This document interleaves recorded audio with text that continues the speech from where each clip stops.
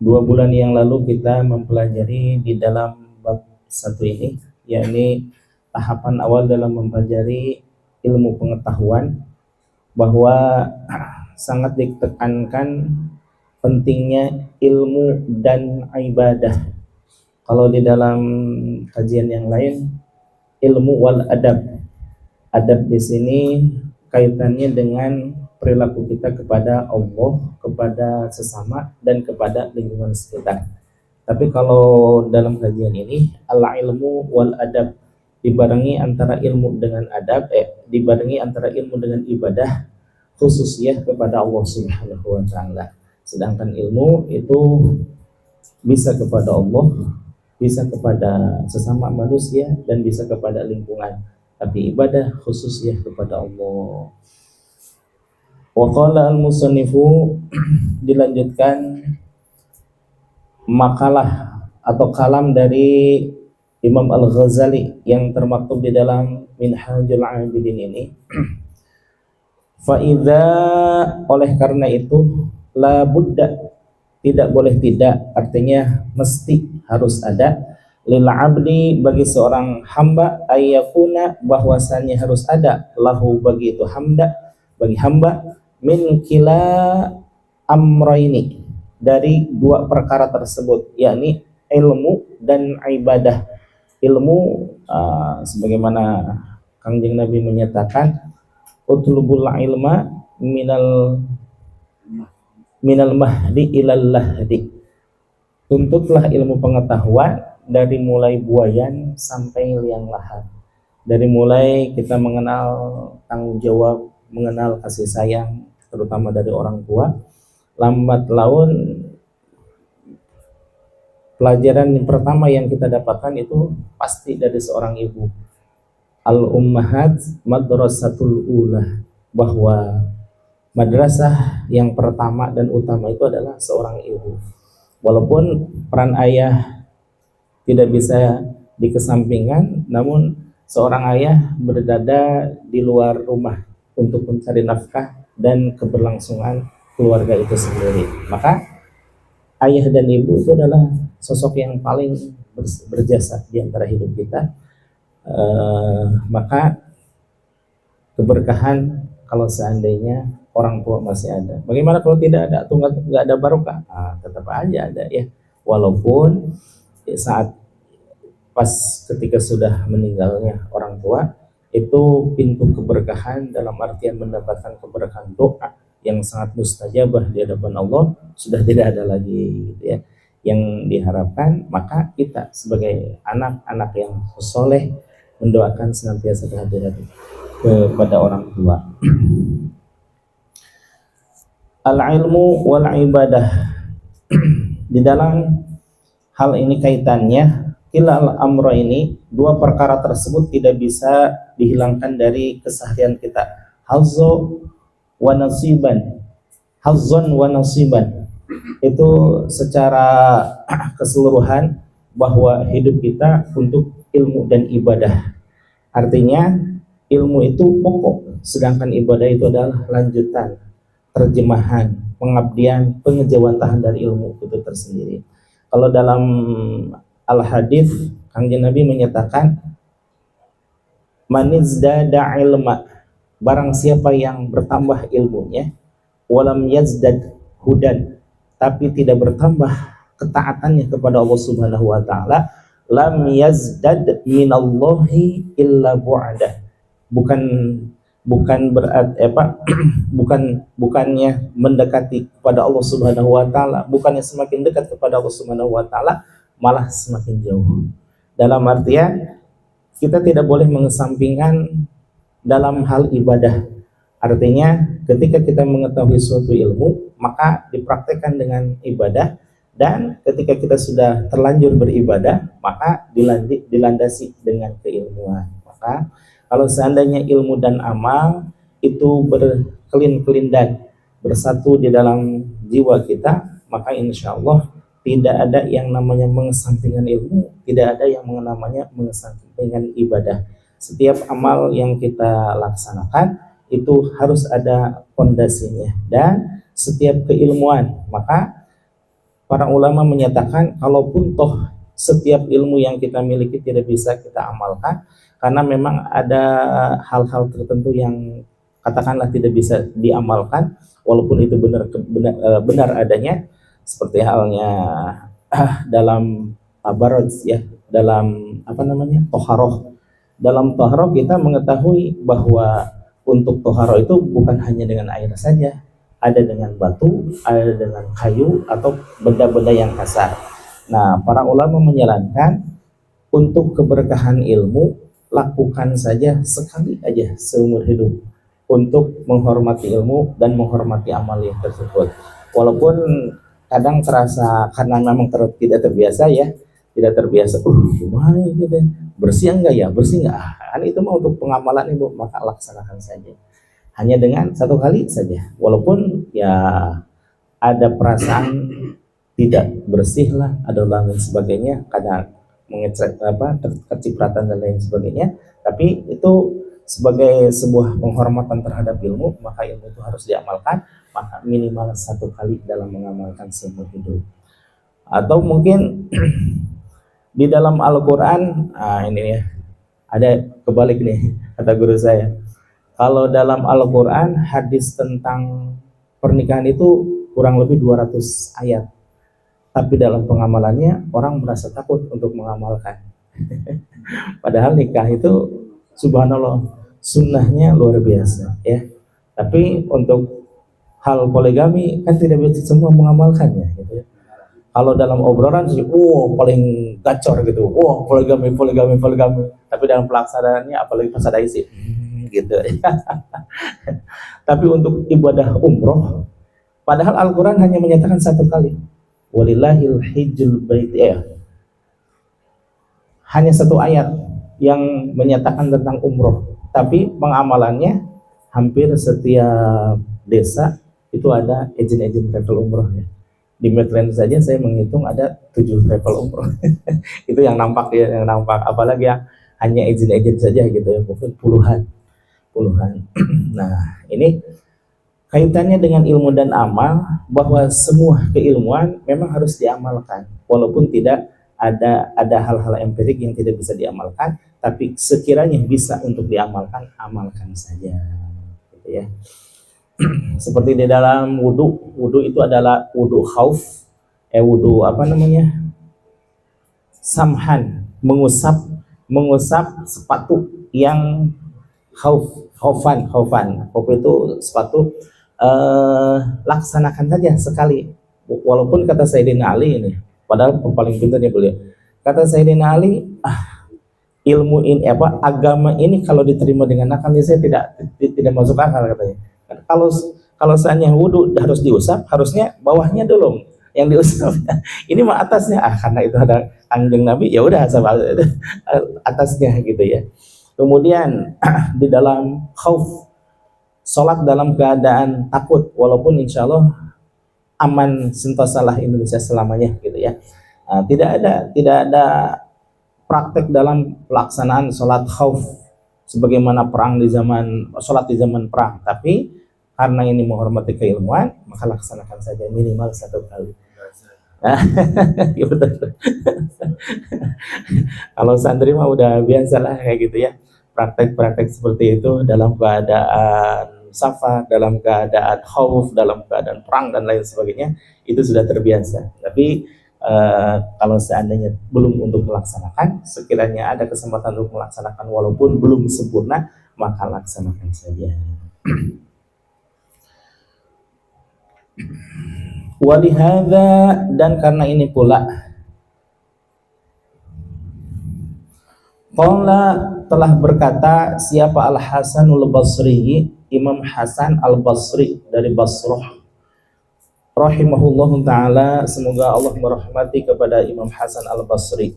Kalam beliau adalah, utlubu hadal ilma, maka carilah olehmu akan ilmu pengetahuan, tolaban, dengan cara mencarinya, la yadurru bil ibadati, tidak mengesampingkan ibadah, watlubu, dan carilah olehmu sekalian hadhil ibadati, ibadah-ibadah ini tolaban dalam pencariannya, la yadurru bil ilmi, tidak pula mengesampingkan ilmu. Artinya ilmu dan ibadah itu berbarengan. Kalau seandainya hari ini kita mendapatkan keilmuan dari mulai kajian dari subuh ya, kajian Al-Suling ya, Suling, kemudian majelis tafsir, kemudian siapa namanya? Umi Maryam, segala macam, subhanallah, macam-macam ya majelis-majelis. Alhamdulillah banyak keilmuan di sini. Majelis ta'lim hidup, pesan-pesan hidup segala macam. Tentu itu adalah rangkaian dari ilmunya Allah Subhanahu wa taala. Maka jangan sampai ilmu itu mengendap. Jangan sampai ilmu itu hanya hiasan saja. Jangan sampai ilmu itu hanya untuk diseminarkan saja, tapi seyogianya untuk diamalkan. Kalau hari ini misalkan hari ini kita mendapatkan keilmuan, maka usahakan ada peningkatan ibadah. Apakah dengan zikrullah yang paling ringan, ataukah dengan pelaksanaan sholat sunnah, atau dengan akhlak kita ya sesama tetangga, terutama kepada anak dan istri. Maka semakin hari kita semakin mencari ilmu pengetahuan, yang paling utama adalah akhlak kita, ibadah kita semakin hebat di sisi Allah Subhanahu wa taala. Insyaallah ya. Walima istaqarra, dan sebagaimana ditentukan, annahu la budda, yang bahwasanya tidak boleh tidak lil abdi bagi seorang hamba, minhuma dari keduanya, antara ilmu dengan ibadah, jami'an keseluruhannya, wal ilmu, maka adapun kedudukan ilmu, aula itu lebih utama, bitaqdimi dalam hal didahulukannya, la mahala lahu, la mahala latun, tidak ada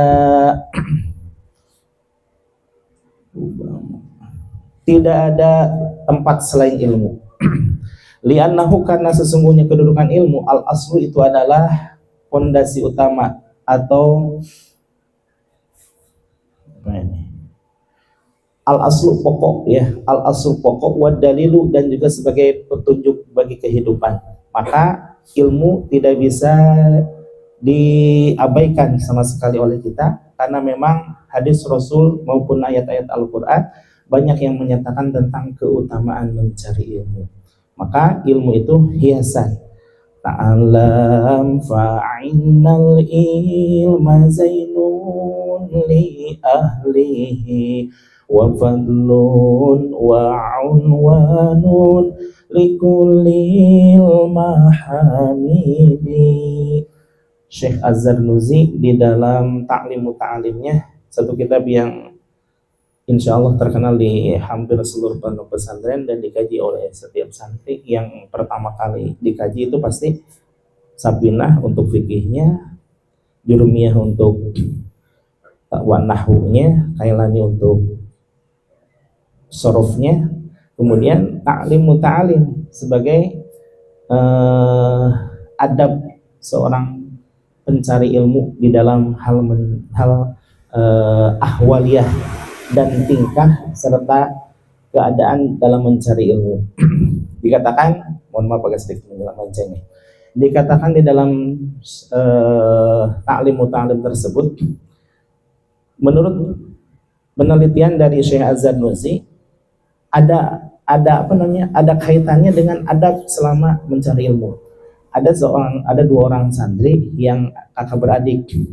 Kalau kakaknya mah sukses di dalam mencari ilmunya, bahkan ketika sudah pesantren sudah bermasyarakat, dia sukses di masyarakat. Sementara si adiknya padahal dia lebih pintar katanya, tapi kenapa ketika di masyarakat dia tidak sukses dalam keilmuannya? Setelah diteliti, oh ternyata adab di dalam mencari ilmu ketika berada di pondok pesantren itu kurang diperhatikan. Kalau si kakaknya mah adabnya benar-benar dipakai, wudhu dulu, kemudian membaca bismillah, kemudian duduk di hadapan gurunya, kemudian yang paling utama adalah tidak pernah membelakangi kiblat ketika apa namanya, ketika taklim. Tapi kalau itu situasional ya, kalau seandainya gurunya misalkan menghadap ke arah kiblat, berarti si murid membelakangi kiblat kan, gitu. Tapi itu mah kondisional ya, kondisional. Tapi di saat itu satu hal yang sering yang dibahas adalah kaki si apa namanya, si adik itu sering melonjorkan kakinya ke arah kiblat, sementara kakaknya sangat memperhatikan adab-adaban tersebut. Ternyata itu membawa kesuksesan di dalam keilmuan yang dalam bermasyarakat. Nah, ini ada kaitannya dengan adab-adaban, karena ilmu itu kata Imam Syafi'i, syaqautu ila waqi'in an su'ahifzi. Saya mengadukan kepada Imam Waqi, guru saya pada saat itu, tentang su'ahifzi, jeleknya hafalan saya. Padahal Imam Syafi'i itu ketika beliau menghafal tidak pernah ada yang kata terlupa. Setiap apa yang beliau hafal, setiap apa yang beliau lihat, setiap apa yang beliau dengar pasti menempel selamanya. Nah, pada saat itu beliau menghafal tentang bait-bait satu keilmuan, ternyata susah untuk masuknya itu. Itu yang beliau menyatakan su'ahifdi, akan jeleknya hafalan saya. Itu ya, hanya karena bait itu saja gitu. Kemudian mengadukan ke Imam Waqi, wa arsyadani antar ma'asi, katanya. Imam Waqi memesankan kepadaku untuk meninggalkan maksiat gitu. Diingat-ingat Imam Syafi'i, maksiat apa yang pernah saya lakukan? Oh, ternyata iya, katanya. Ketika saat saya mutolaah kitab ini, ketika saya membaca hafalan bait-bait syair ini, lewat seorang perempuan di depannya. Karena lewat saja Imam Syafi'i, namanya juga manusia ya, satu kali, kata Imam Sayyidina Ali juga tidak masalah kalau satu kali mah, tapi asal jangan sekali dipenung begitu ya. Itu malah lebih dahsyat atau Nah, Imam Syafi'i kebetulan karena angin kencang si kain perempuan itu kelihatan, sama padahal cuma setengah dari betisnya, wow gitu. Nah, membuat Imam Syafi'i kok nggak hafal, nggak masuk ini. Ternyata bagi waliullah mah, seorang maksiat padahal walaupun itu bukan maksiat, itu peringatan dari Allah, burhanu mir rabbih, peringatan dari Allah bahwa itu adalah salah ya, salah. Subhanallah, antar fil ma'asi fa innal ilma nurun, karena sesungguhnya ilmu itu adalah cahaya, wa nurullahi la yuhda lil 'asi, dan cahaya Allah tidak akan diturunkan kepada orang-orang yang bermaksiat. Subhanallah ya. Kaitannya dengan keilmuan, bahwa para wali-wali, para orang-orang soleh, para ulama-ulama itu mendapatkan keilmuan.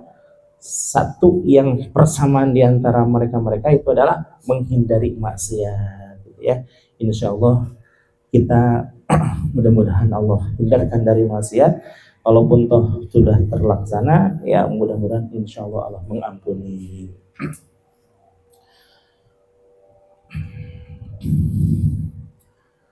Walidzalika, dan oleh sebab itu, qala, telah bersabda siapa? Rasulullah sallallahu alaihi wasallam, kangjeng Nabi Muhammad sallallahu alaihi wasallam, al ilmu imamul amali, bahwa ilmu itu adalah imamnya amal.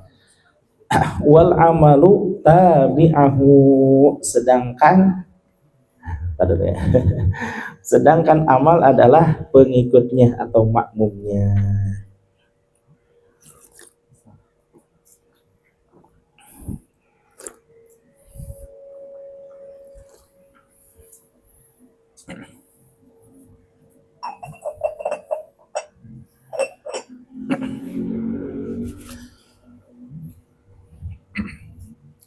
Hadis dari kangjeng Nabi cuma segitu aja ya. Al ilmu imamul amal wal amalu tabi'ahu. Ilmu adalah imamnya suatu amal, adapun amal itu adalah makmumnya ilmu.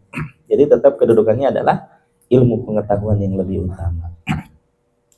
Wa innama, dan bahwasannya, dan sorol ilma, jadilah keilmuan itu aslan, sebagai landasan pokok, matsbu'an, yang diikuti, yalzamuka yang mesti terhadapmu, taqdimuhu untuk mendahulukannya, alal ibadati atas ibadah, al amroini dalam hal dua perkara ini. Tetap bahwa ilmu itu di atas ibadah, tapi di atas ilmu itu ada apa? Al adab.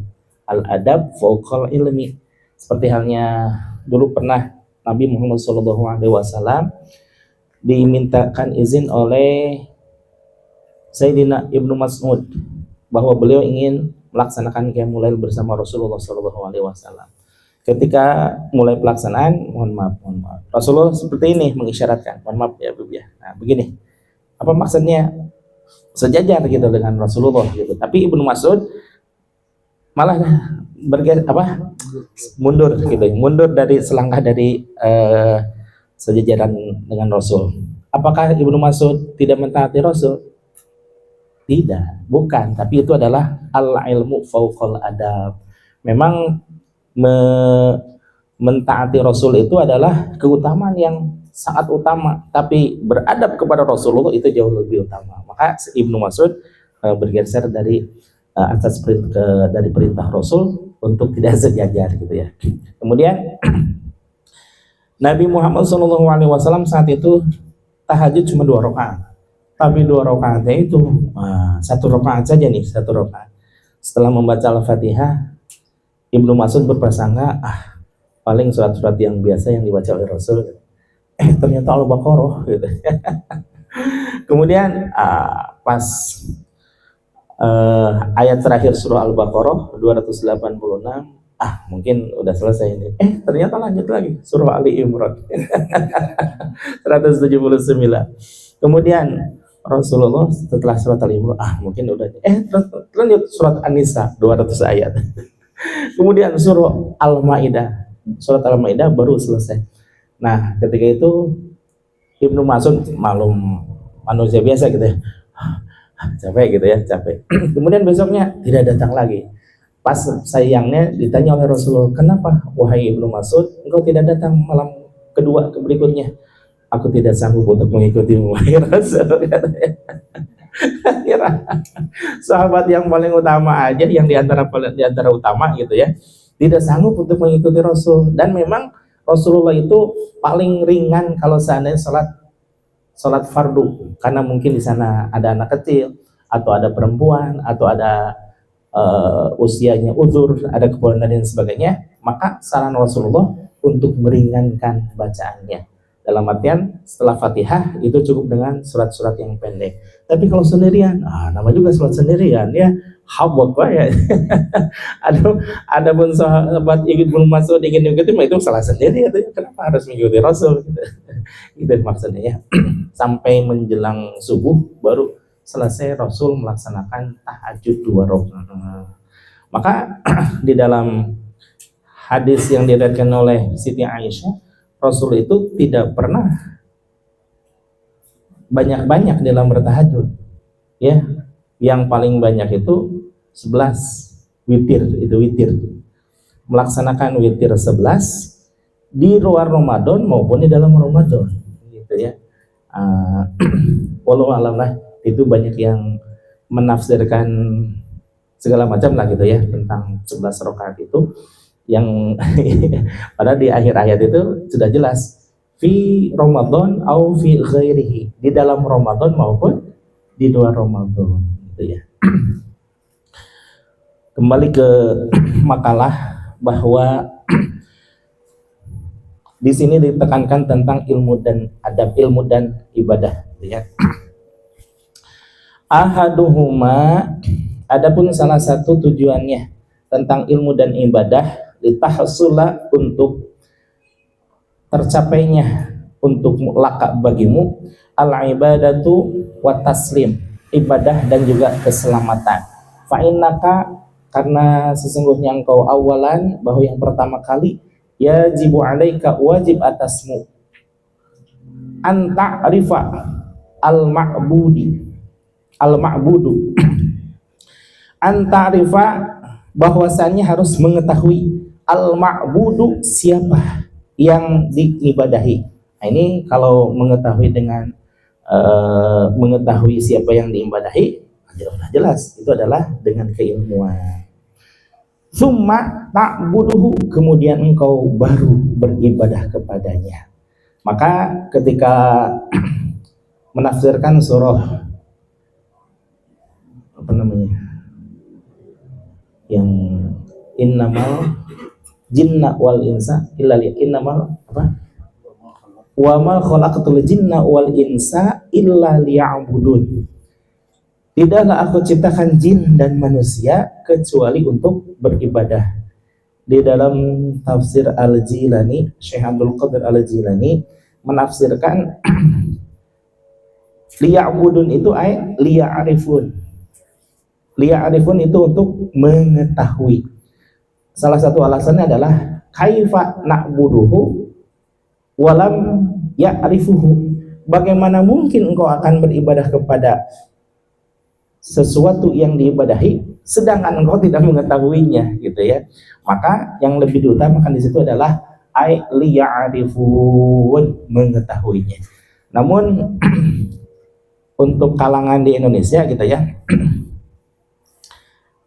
kalimat-kalimat liya'rifun itu seolah-olah pembahasan yang tinggi gitu ya. Liya'rifun itu kan lima arifatihi, ilmu ma'rifat. Padahal ilmu ma'rifat itu adalah ilmu yang pertama kali wajib diketahui. Awwal wajibin 'alal insan ma'rifatul ilahi bistiqon.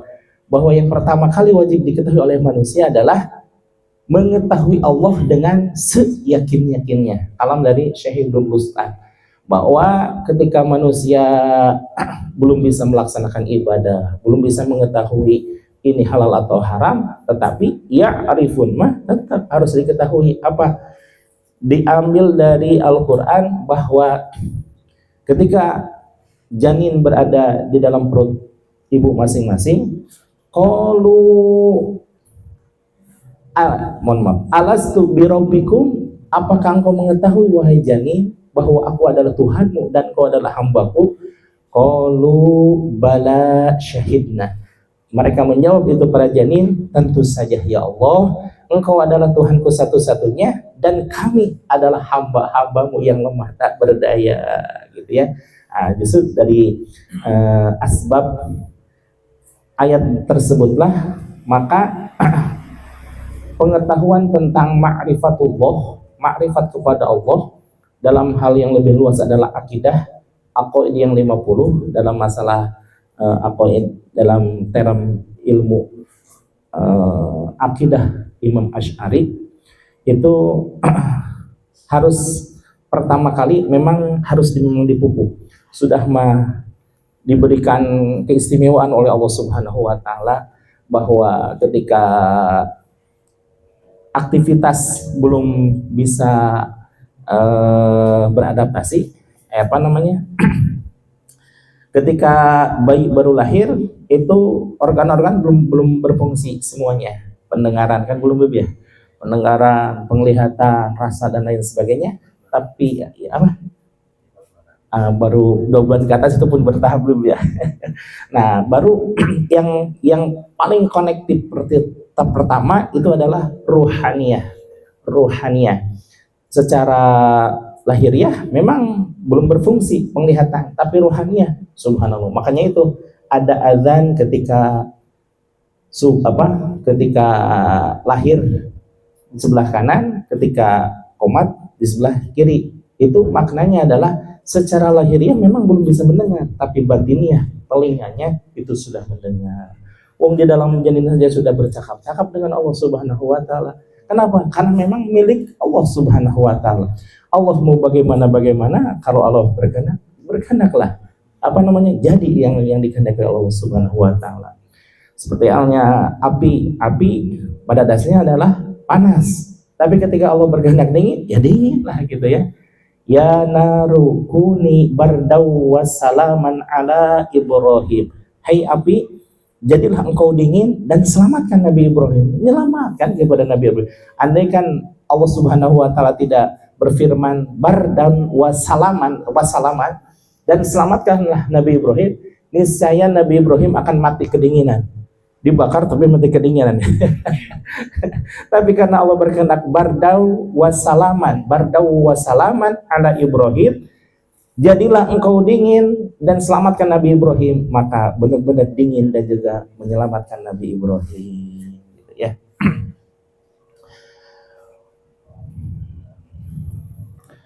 Itu tafsiran Syekh Abdul Qadir Al-Jilani di dalam kata ya'rifun, apa ya'budun, ay liya'budun, liya'rifun, illa liya'budun, kecuali untuk beribadah. Beribadah di situ artinya mengenal Allah.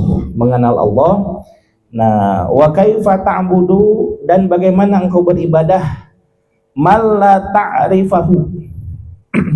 ta'rifuhu, bagi seseorang yang tidak mengetahui makrifat kepada Allah. Makrifat, lagi-lagi mohon maaf ya, di dalam Sirul Asrarnya Tuan Syekh Abdul Qadir Al-Jilani, makrifat itu terbagi 4. Yang pertama, ma'rifatul zat, mengetahui zat Allah Subhanahu wa taala.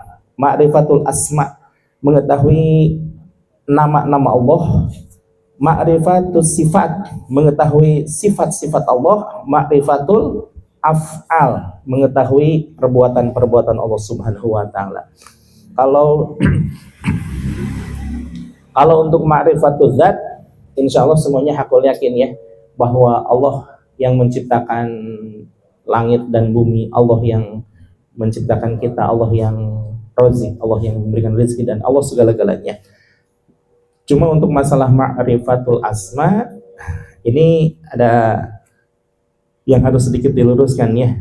Kalau selama ini kira-kira mengetahuinya berapa itu? Wujud kidam waqo, itu sifat-sifat Allah ya. Asma 99, walillahil asmaul husna tis'atau wa tis'ina isman, bahwa Allah Subhanahu wa taala memiliki nama 99, fad'uhu biha, maka silahkan berdoalah engkau dengan berkah asma'nya Allah Subhanahu wa taala. Nah, itu kalau referensinya hadis riwayat Imam Al-Hakim. Kalau seandainya referensinya tafsir surah Yasin yang disusun oleh Syekh Hamamizadah, maka akan terurailah nama-nama Allah itu sesungguhnya 4.000. 4.000 itu yang 1.000 hanya Allah yang mengetahui, yang 2.000 ditambah 1.000 lagi maksudnya hanya Allah dan para malaikat yang mengetahui, yang ketiga ditambah 1.000 lagi menjadi 3.000, yang 1.000-nya lagi adalah disimpan di Lauhul Mahfuz, yang kemudian yang 300 termaktub di dalam surah di dalam kitab Taurat Nabi Musa alaihissalam. Kemudian yang 300 lagi termaktub di dalam Zabur Nabi Daud alaihissalam. Kemudian Nabi 300 lagi termaktub di dalam kitab Injil Nabi Isa alaihissalam. Yang kesemuanya ini agama samawi, Nasrani maupun Yahudi, itu semuanya bertauhid kepada Allah Subhanahu wa taala. Cuma bedanya adalah dengan Islam, mereka tidak dijaga oleh Allah Subhanahu wa taala. Kitabnya hilang begitu aja saja. Ketika dirubah sampai sekarang mungkin ya ada firman Allah, cuma 5%-nya juga walau alam. Tapi kalau Al-Qur'an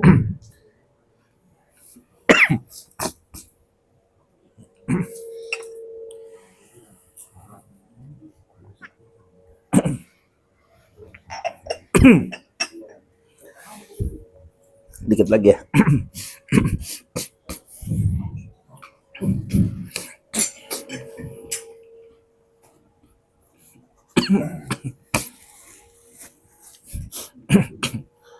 Al-Quran itu inna nahnu nazzalna dzikra wa inna lahu lahafizun.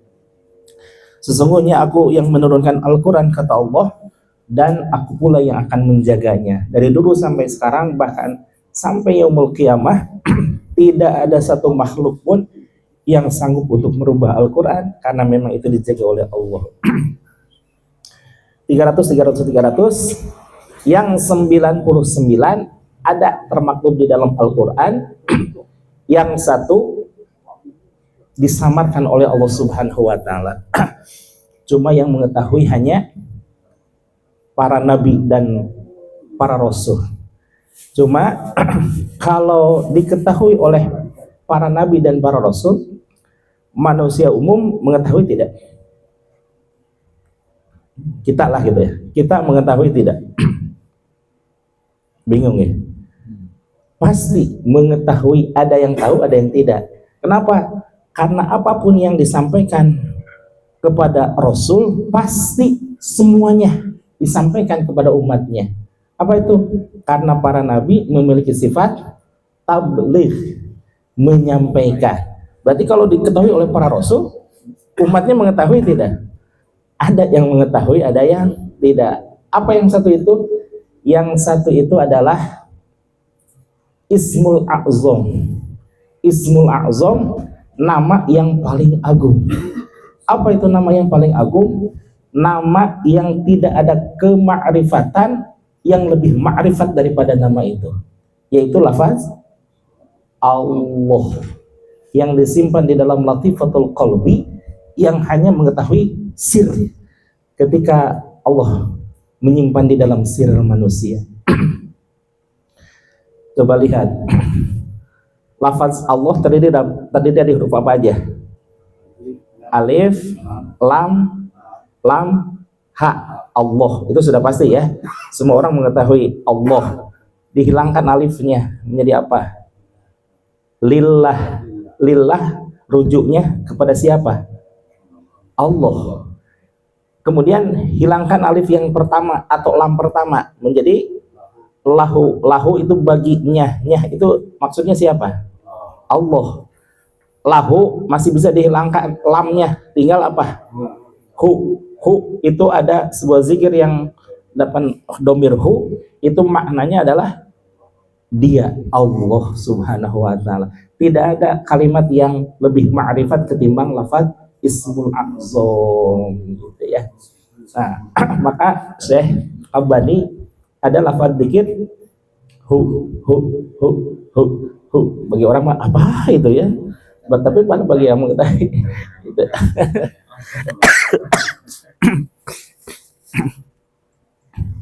A'raful ma'arif, kalimat yang paling ma'rifatnya. Dikit lagi ya. Ta'rifuhu bi asma'ihi, mengetahui akan nama-nama Allah, wa sifatihi, dan sifat-sifat Allah, wa dzatihi, dan zat Allah, wa af'alihi, dan perbuatan Allah. Wa ma yajibu, dan wajib lahu bagi Allah, wa ma yastahilu, dan juga sesuatu yang mustahil bagi Allah. Sifat wajib, sifat mustahil bagi Allah ada. Fi na'atihi, di dalam ketentuannya. Qoriban secara takdiran au lafzon, fihi wa fi sifatihi, dan juga di dalam sifatnya syai'an. Wal iyadzu billah, semoga Allah menjaganya. Mimma yukhalifu al-haq, dari segala sesuatu yang bertentangan dengan Allah Subhanahu wa Ta'ala.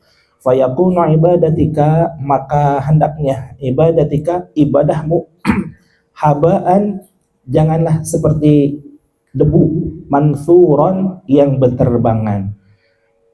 Yang ibadah berterbangan itu siapa? Bagaimana? Ibadah yang tidak disertai dengan ilmunya. Kalau beribadah disertai dengan ilmu, maka ibadah itu akan sesuai dengan yang dimaksudkan oleh Allah dan Rasulnya. Wa qad syarahna, dan telah kami menjelaskan ma, segala sesuatu, fi dzalika, tentang uraian tersebut, minal hazril azimi, dalam uraian yang sangat luas, fi bayani makna su'ul khatimah, di dalam menerangkan makna su'ul khatimah, min kitabil khaufi, dari bab khauf, takut, min jumlati kutubi Ihya Ulumuddin, dari pembahasan kitab-kitab yang termaktub di dalam bab-bab yang termaktub di dalam kitab Ihya Ulumuddin. Maka kitab Minhajul Abidin ini bagian dari salah satu masterpiece-nya Imam Al-Ghazali, namun yang dinilai masterpiece-nya karya beliau adalah kitab Ihya Ulumuddin, menghidupkan ilmu-ilmu agama yang di dalamnya menghidupkan antara tauhid, fikih, dan lebih utama adalah tasawuf. Demikian ya, sesuai dengan arahan musyawirin bahwa pelaksanaan kajian diakhiri sampai jam 9.